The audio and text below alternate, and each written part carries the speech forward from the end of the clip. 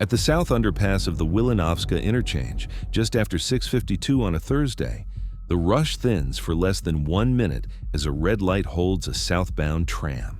The vehicle event recorder shows 0 door cycles between the prior stop and the next, and the route sheet marks the segment as continuous. Yet the smartwatch on a passenger named Marta drops from steady steps to dead flat inside that same window. If the records insist on routine, who used that gap? And how did they hide the time? Stay. What breaks the alibi is small, mechanical, and easy to miss. Before the gap, the city runs on habit. Marta Krawiecz lives in a rented room above a bakery on Puławska. She's in her mid-30s, trained as a caregiver, precise with lists, calm with older clients. Trained as a caregiver, she came to Warsaw for a steadier wage and a promise. If she holds the night shifts for 3 months, her agency will place her in a permanent daytime post near Kabati. The promise matters. She sends money to her parents in Lublin. She carries a temporary residence card that must be renewed at the voivodeship office on a deadline stamped in blue ink. Pressure is a calendar, not a feeling. The morning is wet, not heavy rain, just a slick sheen on the paving stones that makes every curb reflective. A municipal crew cones off one bus bay near the interchange. A broken storm drain needs a grate replaced. It makes the platform crowded but measured. Marta folds her umbrella, taps her transit card, and boards the Line 17 tram toward her agency stop in Mokotów, where she plans to hand in a medical certificate and pick up a new client file.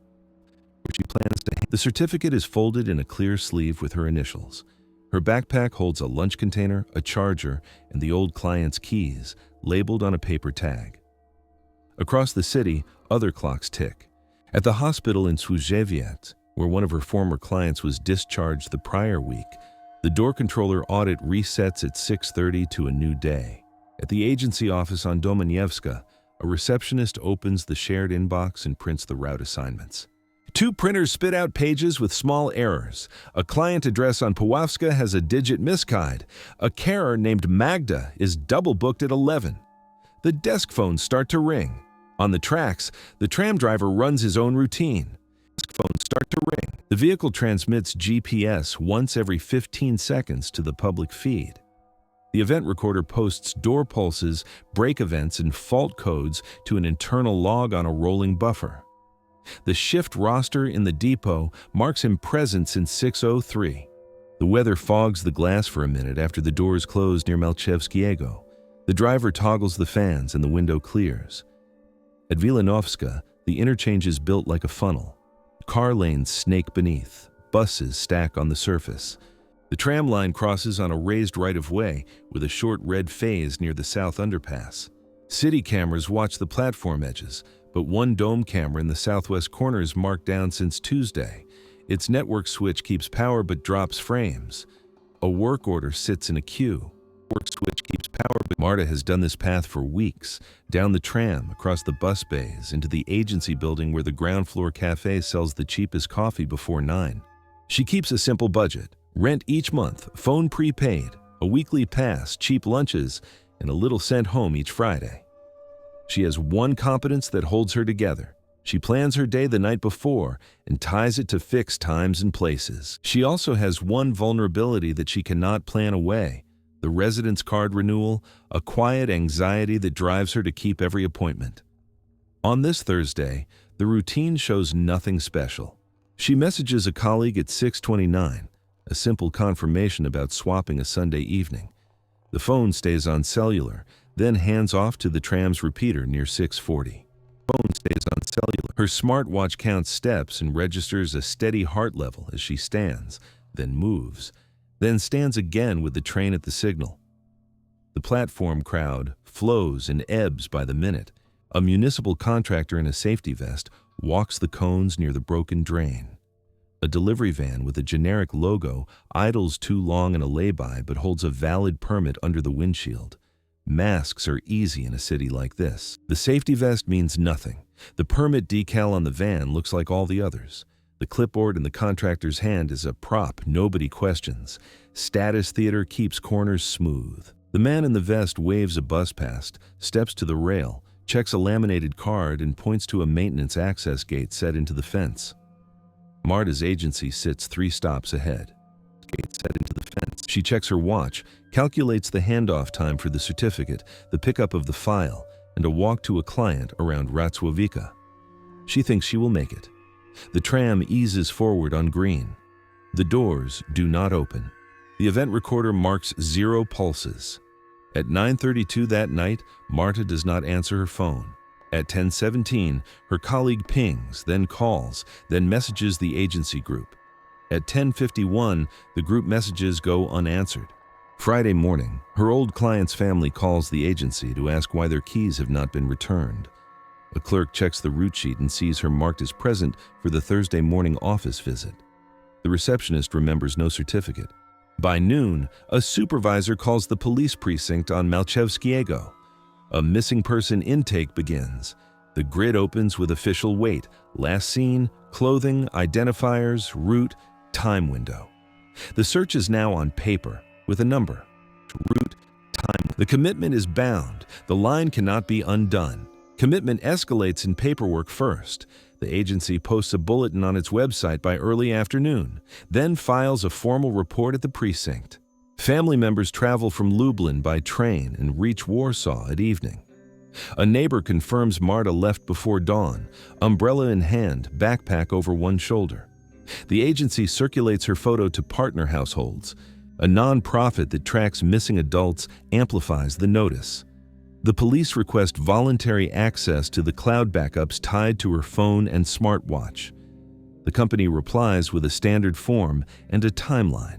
Systems breathe into motion, slow, procedural, necessary. Money starts to move, small sums with meaning. The family pays for printed flyers and a rideshare to hit tram stops along Puławska and Wilanowska. Flyers in a rideshare. A colleague pays out of pocket to boost a social post for one day. The agency covers a courier to deliver the old client's keys back to the family with a note. On Friday evening, the family asks the precinct to add Marta's residence card details to the notice. The looming renewal date makes them fear an exit. The officer nods and adds the line to the case file. Quiet red flags surface and get rationalized because they fit an easy answer. The route sheet for Thursday shows Marta scheduled at 9 at the agency, then an 11 o'clock visit on Ratsławica. The office guard does not recall her face, but the sign-in sheet for visitors has a K initial at 9:12 that could be hers or someone else's. The handwriting is messy. The hospital door controller audit shows a badge swipe by user M. Crowitz at 8:35 at the rehabilitation wing entrance. Time to a visit she did not have. The data field is clean. The name matches. A shrug follows. Maybe she stopped by to see her former client. Maybe she returned a form. The agency considers it plausible. The hospital says it happens. The flag is filed and set aside, not confronted. Another flag blinks in the receipts. A small cafe near the agency posts a card payment at $9.21 for a black coffee and a pastry. The cashier pulls the Z report and shows a receipt with a masked card number ending in the same digits as Marta's. The timestamp is 9:21, which would put her stepping off the tram, crossing the bays, and buying coffee before signing in upstairs. Stepping off the tram, the cashier insists the time may be off by a couple of minutes. Their till drifts and is corrected each Monday. The police log it and move on. Primary system support arrives from tram telematics. The public GPS feed for Line 17 shows the southbound run holding at the red phase near Wilanowska for less than 1 minute, then accelerating on schedule. The event recorder confirms 0 door cycles between Malchewskiego and the stop after Wilanowska. The driver's console log shows no faults and no passenger alert. A dispatcher prints the run and circles the clean segment as proof the carriage did not release doors off platform. If the tram did not open, the easy story is that Marta remained aboard and disembarked 3 stops later. The easy story is that is the cover story the systems prefer. The family fields calls that exhaust them. A volunteer coordinates the flyer distribution. A non-profit lawyer advises the family to request cell tower dumps around Wilanowska for the 10-minute window. The precinct notes the request and explains the process. The family nods and accepts the delay because there is no other choice. Systems take their own time, yet the small flags gather like filings to a magnet. Late Friday, the agency's IT person pulls the building access logs and finds no entry by Marta's ID that day. The hospital badge swipe still sits as the only clean credentialed movement attached to her name. The cafe receipt exists, but the till drift undermines it. The smartwatch app logs steps that stop near 6:52 and never resume. The phone's last cell handoff pings near the underpass at Wilenovska. Each object tells a narrow truth. Near the underpass at Wilenovska. Together, they make a shape that does not fit the route sheet. The precinct elevates the case by one notch according to policy. Adult missing more than 24 hours with unexplained factors. A brief public notice goes up on the city police feed just before midnight Saturday, naming the interchange, the likely tram, the time band, and the clothing. The agency commits to a reward capped at 2 months' salary. A press desk prepares a bland line that asks for witnesses. On Sunday morning, a senior officer signs a request for municipal traffic camera, pulls along the bus bays and service roads adjoining the interchange. The request goes to the City Operations Center. Queue position is long. The wait begins. The non-reversible step lands early Sunday afternoon. Begins. The family allows the nonprofit to publish her photo to a wider network beyond Warsaw, and the agency posts a formal missing person bulletin across all channels. Friends amplify it. The story is now public and cannot be pulled back without notice or consequence. The search has crossed a threshold. The gap has an audience. Systems now begin to disagree with each other in ways that cannot be smoothed away. Monday morning, the Municipal Operations Center returns the first camera pulls from Wilenovska. The down dome in the southwest corner indeed produces no frames, but a different camera, angled along the service fence, captures a thin slice of the tram as it holds on red at 6:52. In the lower right of one frame, time-stamped 6:52 and 19 seconds, a safety-vested worker stands at the maintenance gate with a small key poised at the lock. In the next frame, the key is in. The frame after, the gate stands open by a hand's width. The tram inches forward. No door opens. The worker steps through the gate interior, out of frame. The image is not proof of contact with the tram, but it is proof of opportunity at the exact second the smartwatch steps go flat. The precinct circles the sequence. The hospital door controller audit yields its own fracture. A deeper pull of the audit trail shows that the 8:35 badge swipe by M. Krawias is the only swipe from that credential in 1 month. Swipe by M. Krawias. The hospital's HR system confirms that Marta's short-term access was deactivated the previous week when her former client was discharged. A deactivated badge cannot open a controlled door. The only way the audit would show a clean success is if the door was in grace mode or if a valid staff card was used and later attributed to her profile.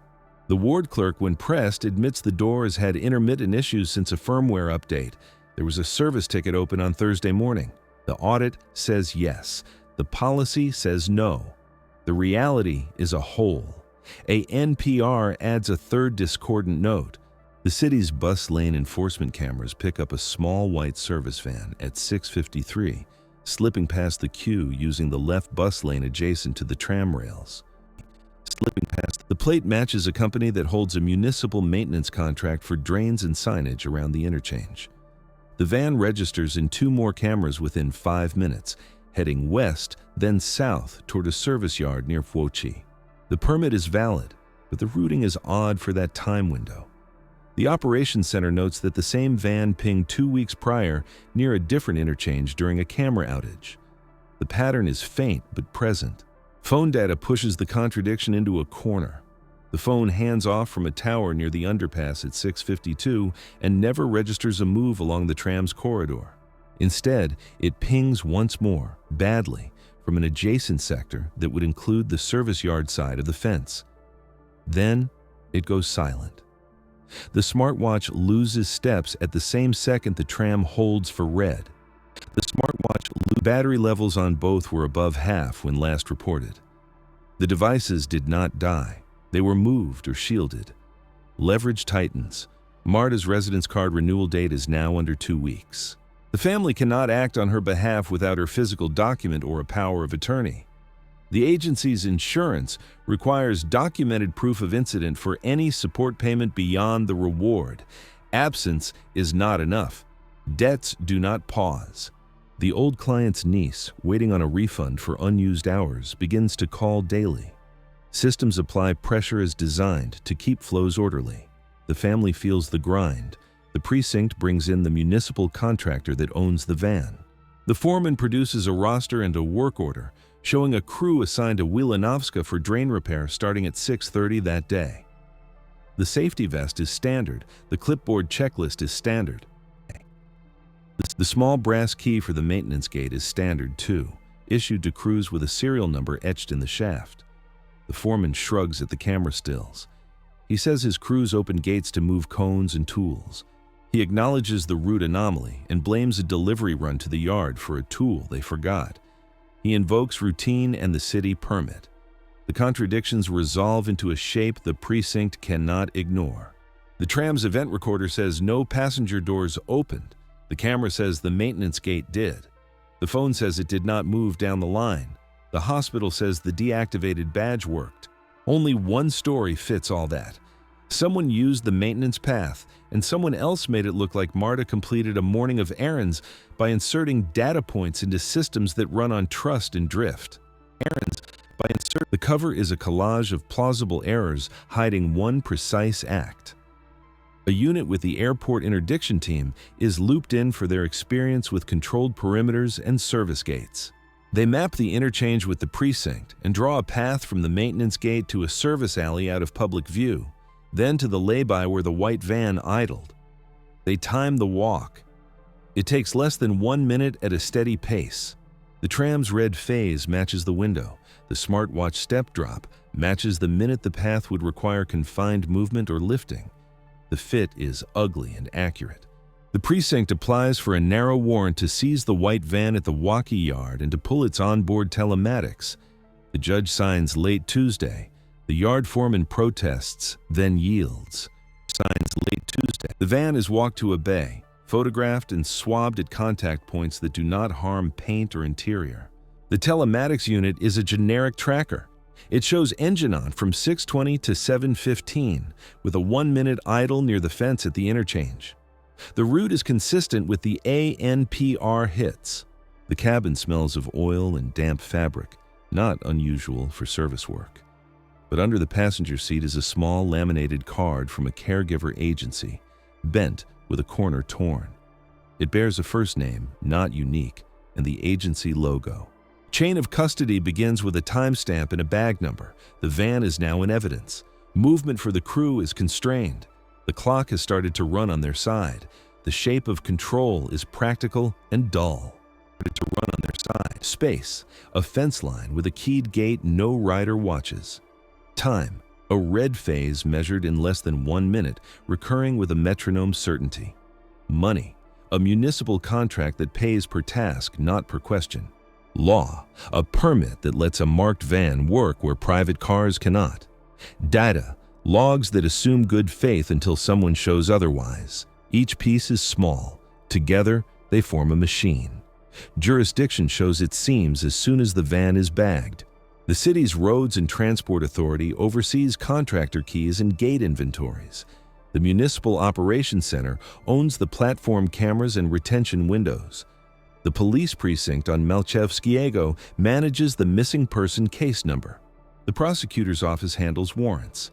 The hospital's access control system is under the Regional Health Trust, which uses a third-party integrator for door firmware. Every request moves sideways before it moves forward. Everyone knows their lane. Nobody owns the whole path.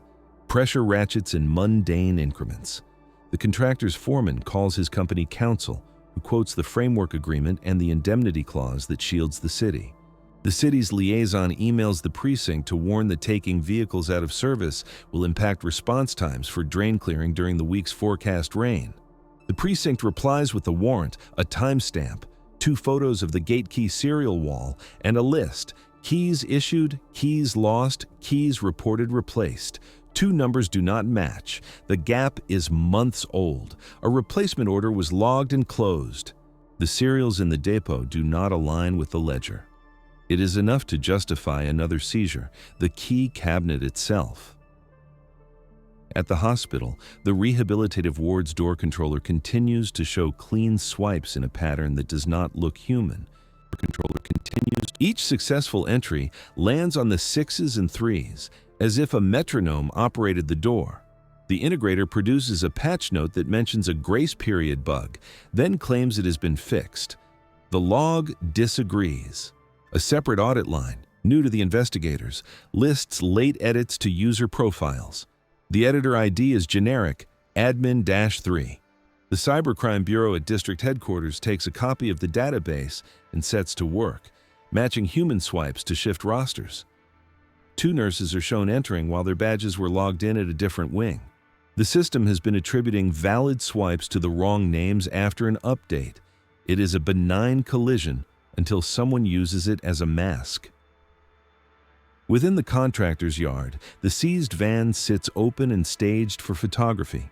Contractor's yard. A forensic officer pulls the engine control unit and confirms engine on times that match the city's ANPR clocks to within seconds. Under the floor mat, a dust line suggests a box sat there for some weeks and was recently lifted. The dimensions match a small Faraday pouch of the sort used by meter readers to carry spare payment terminals without them connecting to networks. The yard's inventory list includes 2 such pouches issued to a signage crew. They are both accounted for on paper. In the signage cage, a cardboard box holds only 1. Small gaps again. The family can feel none of this. They are living at the edge of it. They learn about jurisdictions by calling the wrong number and being sent to the right one. They make lists and maps because lists and maps keep their hands moving. A colleague from the agency begins to act as their operator, not their advocate. She builds a simple spreadsheet of every artifact with a time, a location, and a person or device attached. She adds a second sheet of systems: tram telematics, cell towers, cameras, doors, cash tills, contractor keys. She draws arrows where systems trust each other too much. She circles the maintenance gate as a hinge. A detective glances at her map at a briefing and keeps it. The precinct decides to flip posture from chasing the past to shaping the next move. The liaison at the city confirms that maintenance at the Wilanovska drain is marked complete, but the grate seated there is an old model that rattles when trucks cross. A fresh work order could be justified. The liaison agrees to schedule a contractor call for midweek at dawn, when the platform crowd is thinner and traffic enforcement can stage without drawing eyes. The city's call system will generate a job number, a dispatch note, and a window. The contractor will send a crew.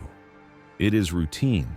The precinct plans to place the gate in a controlled state and watch who uses it, how and how quickly they turn the fence in the red phase into cover. The Cybercrime Bureau, working in parallel, traces Admin 3 activity to a workstation in the hospital's basement, a shared terminal used by integrator staff on service calls. The last login from that account coincides with the Thursday morning grace window anomaly. The integrator sends an email saying the login was automated. The event log shows manual edits.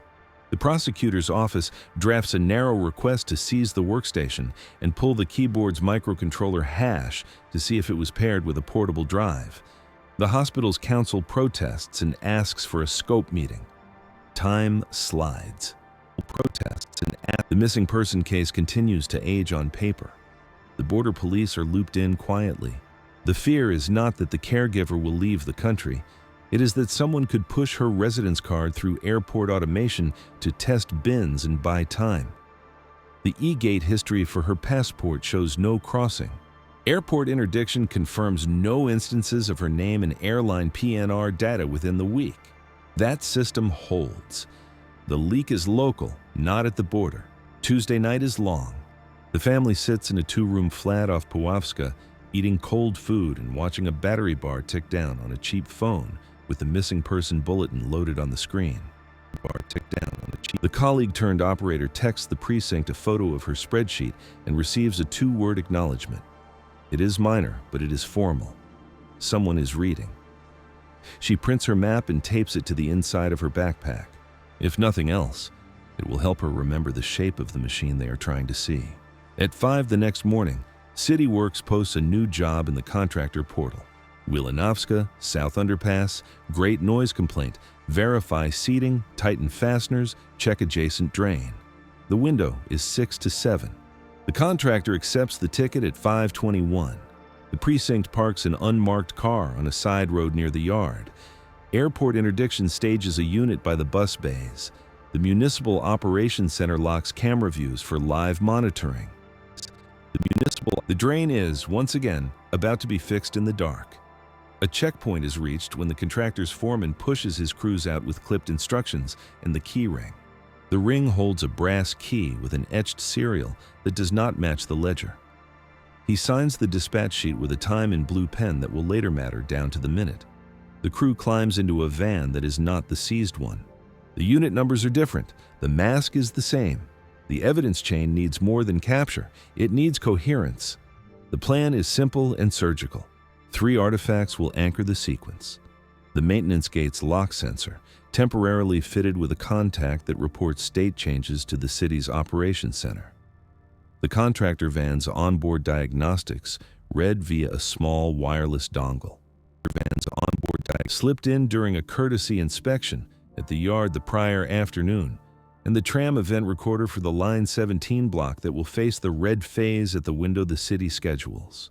Each artifact carries a time. Each time must align to a person inside a unit with authority to act. At 5:43, the Municipal Operations Center confirms that the new contact on the maintenance gate reports closed. A test open is performed by a city tech with a body camera. The contact posts open for less than 3 seconds. The camera frame captures the serial etched on the key in the city tech's gloved hand. This will serve as an anchor for later comparison. The tech leaves the gate locked and steps away from view. The city marks a quiet log. Gate instrumented, do not service without notice. The contractor portal still shows the job is active. Service without notice. At 5:51, the Cybercrime Bureau pings the temporary dongle in the contractor van from a car parked 2 blocks from the yard. The dongle responds, ignition off, battery at steady voltage, last movement at 5:28 when the crew shifted the vehicle to load tools. At 5:57, the dongle ticks to ignition on. The van begins to move. The airport interdiction team near the bays notes the time on a clipboard. The municipal ANPR cameras along the authorized lane pick up the van at 5:59, plate number matching the dispatch sheet. The chain begins. Pressure remains visible by design. The Dawn tram timetables tighten into 6-minute headways at the peak of the hour. If the Sting misses the first red phase, the second will be worse, with more eyes. The airport interdiction unit runs radio checks and watches a battery percentage drop on a portable repeater. The precinct's unmarked car near the yard runs a heater in the dark, fogging the windshield, forcing a cloth wipe into cracked window. The small human costs keep the team honest. They are not puppeting a drama. They are waiting on repetitive mechanics. At 6:04, the contractor van reaches the interchange perimeter and idles at the lay-by. The ANPR camera near the bus lane records the plate. The Municipal Operations Center watches both the van and the gate contact on a split screen. The gate shows closed. The van's OBD dongle reports engine on, speed 0, voltage stable. The tram enters the approach to the red phase. The event recorder begins to buffer the hold. At 6:06, the gate shows open. The contact flips state and sends a timestamp to the operations center, 6:06 and 12 seconds. The split screen catches a safety vest at the hinge and a gloved hand on brass. The airport interdiction unit marks the time on paper and lifts a small camera, framing the gate and the van in the same shot, careful to avoid faces. The van's OBD reports engine on, speed still 0. The tram's event recorder marks the hold. The door pulses remain at 0. The alignment is cold and exact. At 6:07, a crew member in a vest slips through the gate interior carrying a coil of rope and a toolkit. He's being watched from 3 angles, though he cannot know it. He returns in less than 1 minute, and glances toward the van. The van rolls forward one vehicle length and holds again in the bus lane. The tram clears on green. The event recorder logs acceleration and no door cycles. The ordinary flow resumes in the eyes of most people on the platform. Nothing has happened. In the eyes of most people, the machines disagree. At 6:09, the van moves to the grate and a different crew member kneels to check seating. He pulls a ratchet from the kit and turns it against a bolt that has no bite. The rattling that prompted the work order is genuine, but the dull head is stripped, and the tool's movement is theater until a replacement arrives. The airport interdiction unit holds back. The plan is not to arrest at the grate, it is to understand the whole operation, to see if the maintenance gate is the hinge every time, and if the van's lane usage matches the previous Thursday. The unit watches for a transfer, a pause, a crate, a signature, any sign that the gap is exploited for more than passage. At 6:11, the van reverses into the lay-by adjacent to the fence. The gate shows closed. The Municipal Operations Center logs the state change. The OBD dongle reports speed under 10 and then 0. A third artifact enters the chain, the badge reader CSV from the hospital's rehabilitation wing. The Cybercrime Bureau has arranged for a live audit. If Admin 3 touches user profiles during this hour, the time will land against this sequence. At 6:13, Admin 3 logs in. At 6:14, an edit assigns a nurse's valid swipe to the caregiver's deactivated profile. The door shows a clean entry that never happened. The machines are talking to each other in a way that serves the mask. At 6:15, the precinct initiates the operation. A code word they chose for paperwork clarity, an ordinary noun written on a briefing sheet, is spoken into the radio net. The airport interdiction unit moves. Spoken into the radio, they split. One team to the gate, one to the van. A third remains on the periphery to watch for a second vehicle that could be part of a relay. The Municipal Operations Center pins all camera feeds to local recording. The moment fixes. The minutes have been counted. The hinges are visible. The mask is about to be lifted. The airport interdiction team reaches the van first. They present their authority with the neutrality of people who have done this on tarmacs before dawn. They block the forward wheel and signal the driver to kill the engine. The OBD dongle notes ignition off. The Municipal Operations Center marks the gate as closed. The team at the hinge drags it open on a city key and holds the interior line. They find a small staging area between the fence and a concrete retaining wall where tools are stacked. Coil of rope, 2 traffic cones, an empty crate scuffed by moisture, a canvas pouch that buzzes faintly when moved. Crate scuffed by moisture. Inside the pouch, wrapped in aluminum fabric, sits a consumer smartphone, powered, connected to no network. Its last missed notification is timestamped from the previous Thursday at 6:53. It is not MARTA's make or model. It belongs to no one who claims it. The pouch takes the device off the map. The minute at the red phase took her out of sight. The central question, who used the gap and how they hid the time, has its answer in canvas and brass. The van yields smaller proofs. Under the passenger seat, next to the bent caregiver card already bagged from the other vehicle the day before, lies a notebook of dispatch sheets with hand-entered times that run early by the same number of minutes that the Café Till drifted last, that run early by this week. The foreman wears a safety vest and an agency lanyard that gives him access to municipal yards and hospital basements. In his jacket pocket is a generic USB drive laser etched with the integrator's logo. The Cybercrime Bureau, when it images the drive within the hour, finds a small executable that can nudge a door controller's attribution table during a grace period. The program's name is Dull. The effect is neat. A valid staff swipe can be assigned to a different profile for a few minutes, then the mapping reverts. A record exists but lies about the person. Detentions follow in the order the units prefer. Lies about the person. The 2 crew members at the grate are held on scene for questioning and released to summons. The foreman is taken to the precinct on Malchevskiego. The hospital integrator's technician who used Admin 3 is picked up in a basement corridor by a team with a warrant that finally cleared counsel's email. Devices and logs are seized. The city's contractor liaison places the gate keys into sealed bags and signs a receipt. The key cabinet from the yard is loaded whole onto a truck for transport to evidence. A NPR hits and OBD reports are printed and taped to brown folders. The paper feels heavy only because it is thick. Marta is not in the van, or the yard, or the small spaces between. That truth lands like a dull block. The mechanism is now visible, but the person it moved is still missing. The search expands to sites reached within an hour of the interchange on that Thursday, mapped by fuel receipts from contractor cards and device pings from the dongles past weeks. A shallow waterway near Huochi is walked. A service culvert is opened. Teams push poles through reeds and silt. Nothing rises.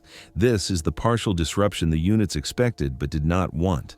Still, the core rupture is addressed the only way systems know how, by breaking the mask.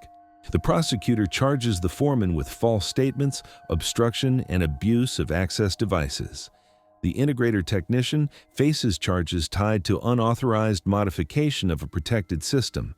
The municipal contract is suspended pending an audit.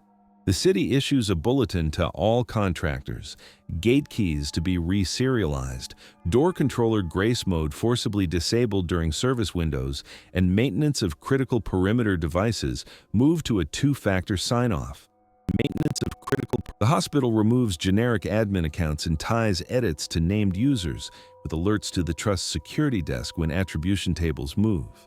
The tram operator pushes a software update that marries door pulses to hard brake events and flags any zero-pulse hold longer than 30 seconds at platform-adjacent signals. Mechanical, small, but not cosmetic. The family sits through statements in a room with bad coffee and a clock that clicks too loudly. The colleague operator watches her spreadsheet grow with stamps and initials. She draws a new arrow labeled pouch and another labeled attribution edit. These are not the answers she wanted. They are only what the day can carry. The units promise to work the fuel logs and the culverts and the service yards that fit the window. They do. The week turns, and the case number ages by ones that look like stones. On the civic side, a quiet legacy accrues. The city amends its contractor agreements to require tamper-evident seals on Faraday pouches and a standing inventory of who carries them. The maintenance gate at Wilanovska receives a new lock cylinder with an electronic strike plate that logs open time to a named key fob instead of brass. The strike is wired to the operations center's alert stack.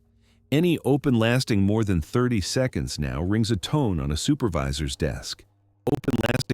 At hospitals across the trust, the integrator rolls a firmware patch that removes grace repurposing and logs swipes to immutable tables. The policies are not flashy. They are a row of small stones set against a current. By the end of the second week, the contractor's foreman and the integrator's technician stand in a magistrate's court and are released under conditions. Surrender of passports, weekly reporting, barred from contact with each other, barred from service sites, devices retained. The prosecutor's office seeks to tie them to a pattern beyond Marta's case, to show that the mask was a machine used more than once. The defense says there is no person, only paper and inference. The judge notes the pouch, the edits, the gate, the times. The matter moves toward an indictment without spectacle. The central question asked at the start, who used the gap at Wilanovska and how they hid the time, receives a practical answer fit for a city of schedules. A crew wrapped routine around a minute of red and used the maintenance gate to pull a person off a public path. They hid the time by making systems lie politely. A door that swore it opened to a familiar name, a cafe till that drifted just enough to place a cup in a hand that never took it, a sign-in scribble that passed in a stack, a van that looked like a sign-in. Every other van that fixes what rattles. The contradiction at 652 turns out to be the hinge a crew practiced until it was smooth. The interchange returns to its ordinary noise. The south underpass hums. The grate no longer rattles. The new lock emits a small metallic click each time a named fob opens it. The tram holds on red for less than 1 minute, then goes on green. Commuters grip poles and stare at phones and think about nothing. A camera that was down now records. A tone at a supervisor's desk chirps once at a test and stays quiet. The city's breath evens. The loose end remains honest and uncomfortable. The person at the center of the grid has not yet been found. The search area is larger than any single system, and the map on the colleague's screen grows one box at a time. She keeps it open anyway. She leaves the backpack map taped inside, edges curling, lines darkened from tracing. Some nights she walks to the Wilanowska platform and stands where the tram holds. She looks at the fence and the gate and the grate that no longer knocks. A small minute passes, then another. The system keeps time, and the city learns to watch the small gaps where routine hides a hand.